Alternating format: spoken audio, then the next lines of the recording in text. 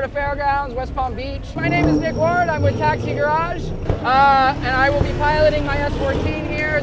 All the grip, all the angle, and we are going to give Hunter her first drift car ride. All right, so we're gonna get her in the car, strapped up, make it safe, and we're gonna put it on someone's door. Let's go. I'm excited. One day it'll be me driving.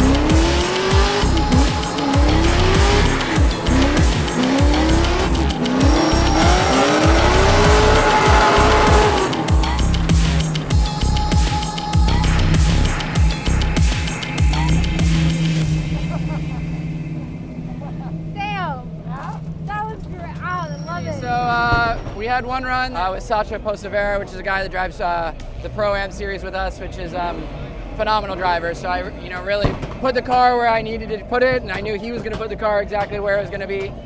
So she got like an exceptional ride. Oh, yeah. We were less than 6 inches from his door at almost all times, and you got spoiled. So. Oh, it was amazing. Thank you. I really appreciate it.